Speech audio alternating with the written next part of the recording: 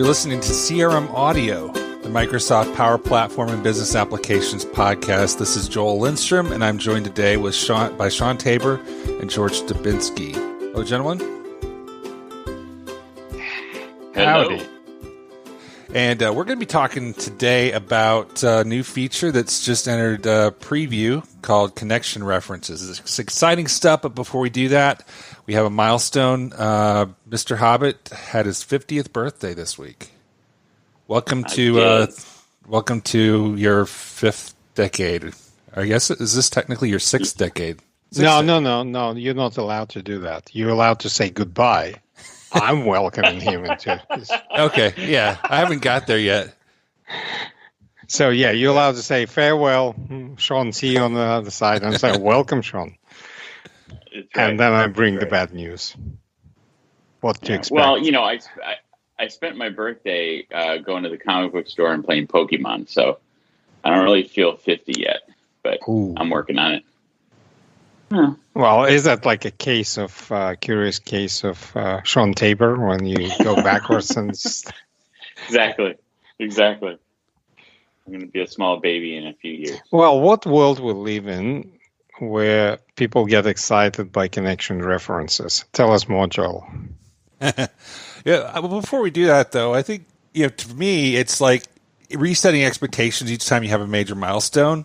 Like when you got to 30, and then you saw the top 20 millionaires under 30, you knew you didn't qualify for that anymore. Shawn still look forward to the fact that Colonel Sanders invented his famous chicken recipe in his 60s. So, you got that going for you. So connection references. If anybody has worked I with... do have that going for me, yeah. Yes, if anybody's worked with flows and Power Apps, Canvas apps inside of solutions, it's better than it used to be, but it still has some major gaps. And the biggest gaps are the connections don't travel with the solutions. And so there's currently no way to reconnect your flow when you move it without going into the environment to which you imported it and connecting those connections, which is a problem. But hold on. There's a lot of things that don't travel with solutions. So why connections kind of suddenly super duper important? It's because, number one, it's a huge pain to have to go in and manually touch, especially if you've been used to workflows and how they just automatically reconnect.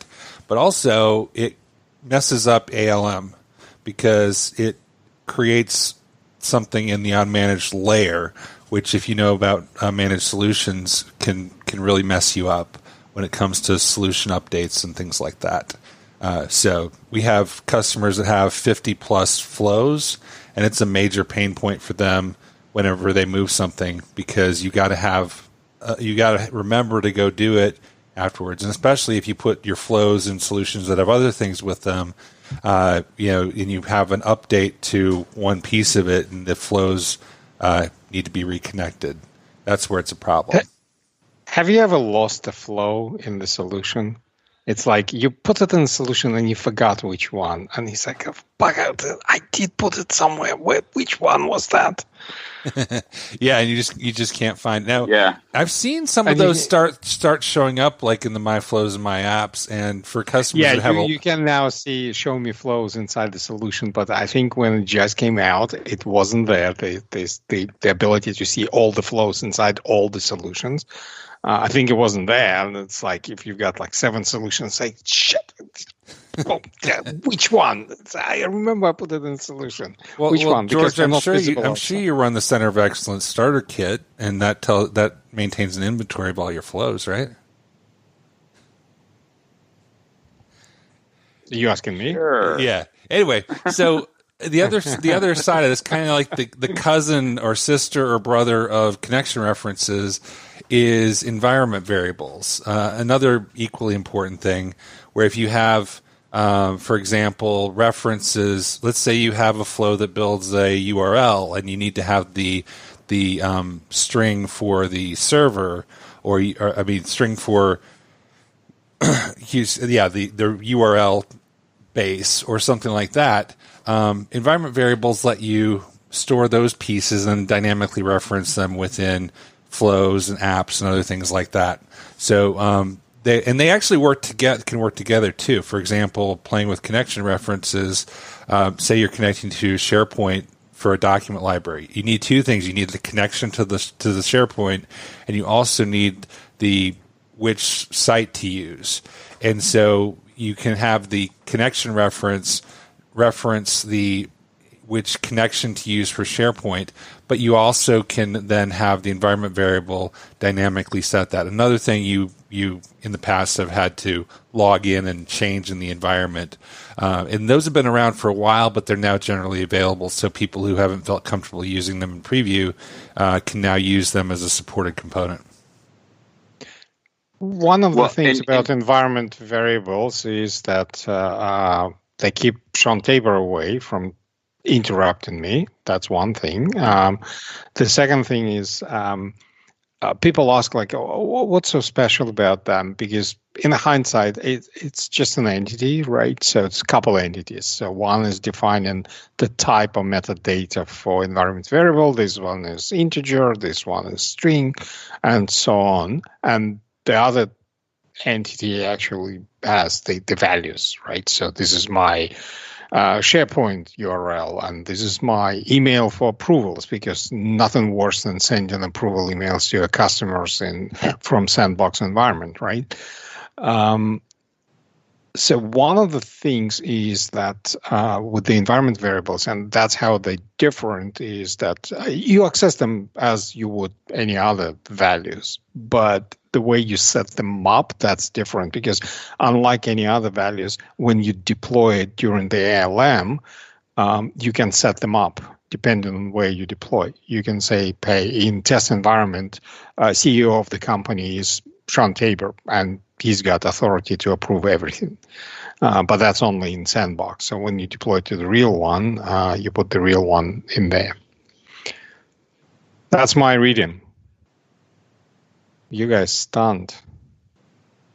The depth. No, stunning. My thought is with both of these variables, the concerns that I get is, like, on the project I'm currently on, the Joel reference, where this was compounded. The lack of these capabilities were compounded by us also embracing managed solutions and having multiple dev environments that are getting merged. Did you say bracing for managed solutions or embracing managed solutions? Embrace. But in most cases we are bracing, because while mostly it's been successful, it takes some time to make sure things are working correctly, right? So I think if that's where Microsoft wants us to go, they really have to make sure that these small-ish, conceptually, pieces of functionality are in place, so that this is not something that we're constantly having to go back and try to find and fix and update, because it takes all the benefit away, even if it's just a perceived lack of benefit to managed solutions. With the managed solutions and kind of success story, you're saying, like, we are mostly successful. To me, it's like crossing 100 yards across the highway and getting hit on the last lane. You're crossing the last lane and you're getting hit. And it's like, damn, we were almost successful in crossing it. Right. So, I agree. And the reason why I framed it that way is because we're successful in the sense that the forward environments, the customizations can't be modified, and we can back them out. We can take advantage of all the things that managed solutions provide us. The difficulty is in the actual deployment, making sure everything's in the place where it's supposed to, making sure that the pipelines run the way they're supposed to. It's just complex, Well, but that's nature of life. I mean, it does get complex. To me, there are a couple gaps. I don't know how you guys address them. One of the big gaps, and I hope it's going to close soon, is that there is no way to deploy secure artifacts.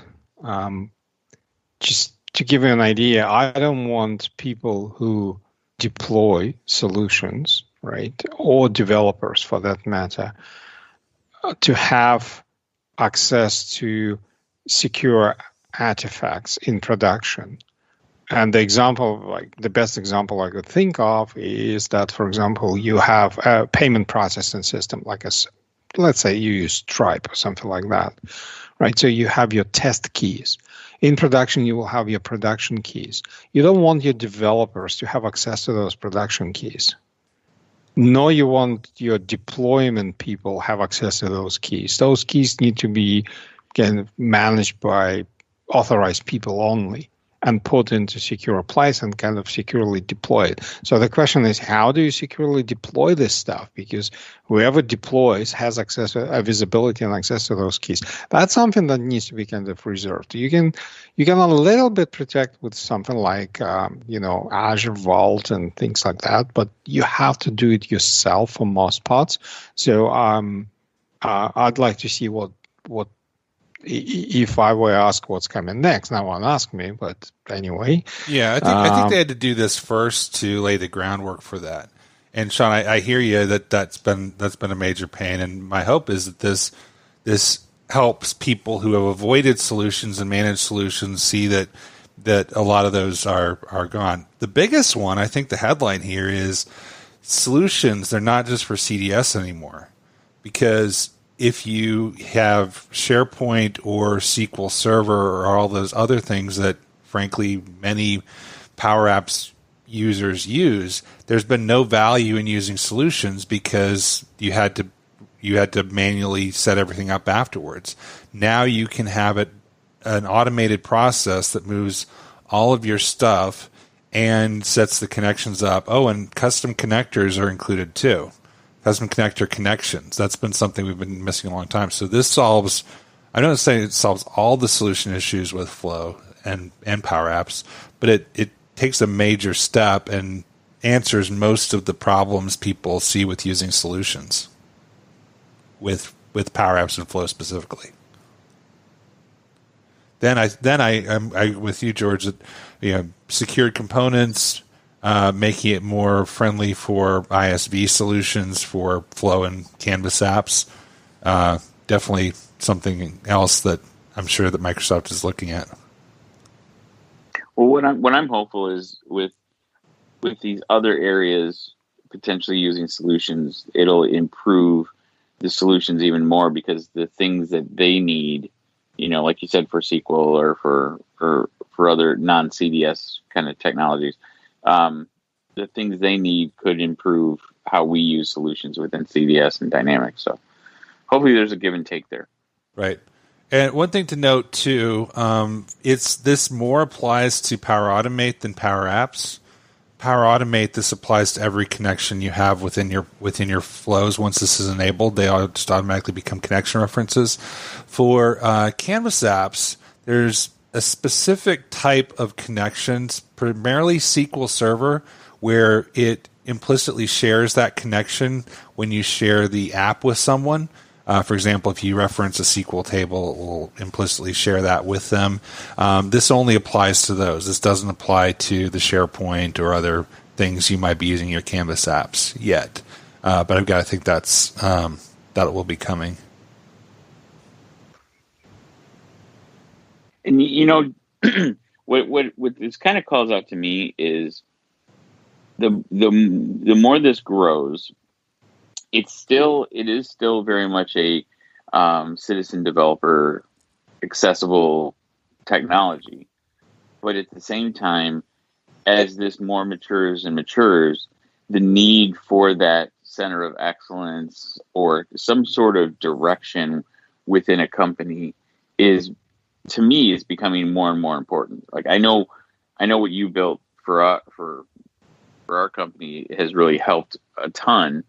And I can see smaller companies where you have a bunch of individual citizen developers doing things, disorganized. Maybe they might be successful in their specific applications or their specific automations, but holistically, there's not a standard or process that they're following because you can do it in varying ways. Yeah, Does that make sense? I think that makes sense, and I think the recurring thing I see is a company starts, they have it with their Office licenses. They say, we're going to start simple. Hey, start using these tools. Or more often, users discover they have these things and just start using them to solve their problems. And this big mess occurs before people at like IT wake up and then realize like, oh crap, this is things all over the place. Who knows what they're connecting to? And sometimes things like governance and COE has people think, oh, that's enterprise, that's big company, but it's the small ones that I think are going to have the biggest problems because they're going to run into the most issues and have the biggest mess, and it's much harder for them to clean up. It's always better to have a strategy around what environments you have, what connections you have available, or at least monitoring what connections are being used so that you can keep some kind of handle on it. So yeah, exactly.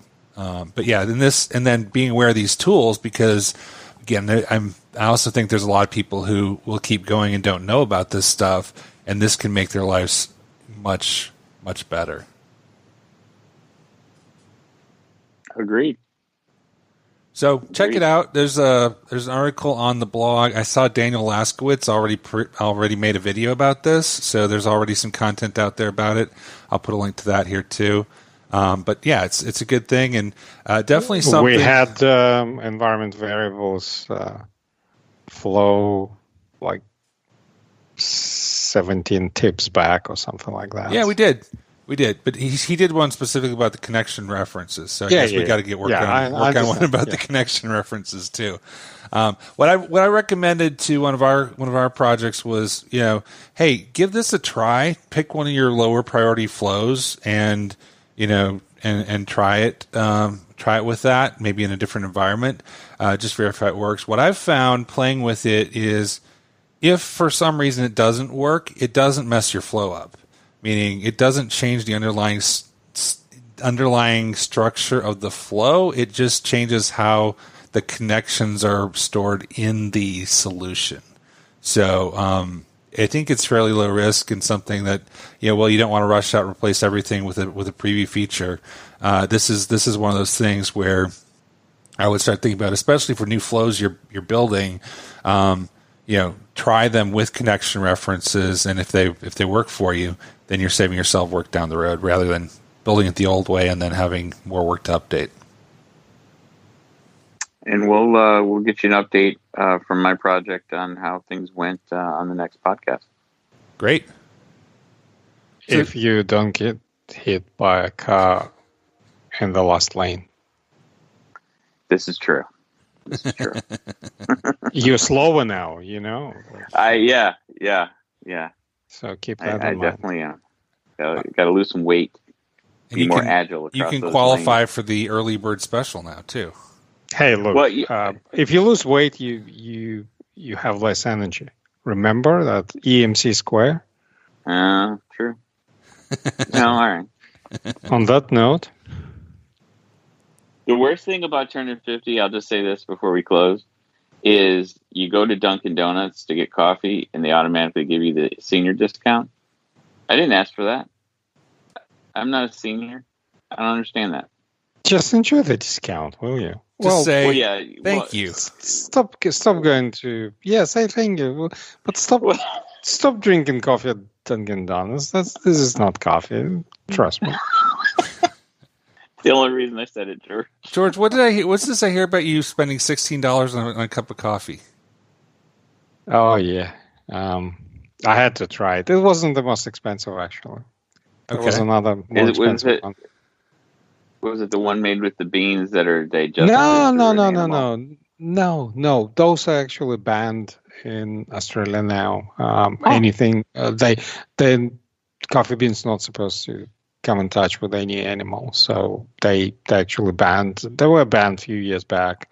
It's not about animal welfare; it's about human welfare. You're not supposed to have food processed by animals, apart from milk, I suppose.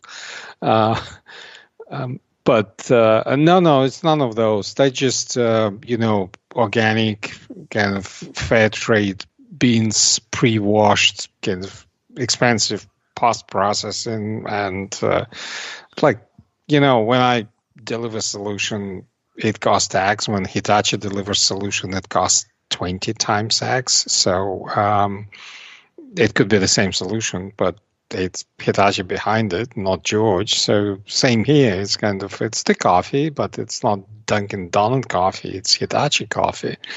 There's a lot to go into it. It was a very nice coffee. I wouldn't pay again $16 for that cup, but I would pay. I don't know. Like if they asked me to pay $5 or $6, a normal cup costs like $3.50, $4. Like espresso or something like that. But that one, I would pay a bit more. Definitely not 16, but it was nice. It was nice coffee. It was one of the best, considered to be one of the best coffee roasters in Australia, those guys. So pretentious, as on both sides of the table. Both barista and I were like, like connoisseurs. You know what I mean, right? And did they not let you add anything into your coffee? Oh, what do you mean? Like usually the more you pay, the less they want you to adulterate their handcrafted beverage with. Oh yeah, I don't add anything to my coffee anyway, like even sugar or cream or anything like that. No, I don't add those anyway. So yeah, but it would be frowned upon. Yeah, it would be silly. It was a pour over. So if you add milk, it's going to be horrible because milk is going to overpower it. You're just going to be drinking milk, basically, coffee flavored milk. That's it. So, and by the way, Hitachi does not make coffee makers, but they do make home bakery bread machines, though. I finally went into one of those like Sam's Club, the discount warehouses. I saw a Hitachi TV. I haven't seen a Hitachi TV in forever. Hitachi TV. I used to have Hitachi TV. It was actually a very good TV. Yeah. When I used to have one. It was flat. It was one of the first. What was the first plasma? Right. So yeah. Plasma technology. So it was heavy as it was. Yeah. I don't remember. It was like 70 kilos for TV. It wasn't that big, but 20 years ago when I used to sell electronics, that Hitachi was really big, and I haven't seen any forever. And I just saw one at this discount warehouse. I'm like, wow, look at that. Look at that. Vintage. Exactly. Vintage. Everything coming from Hitachi is vintage. TVs, Shawn Tabor. On that note, thanks for listening to CRM Audio. Okay, guys. Thank you. See you next time.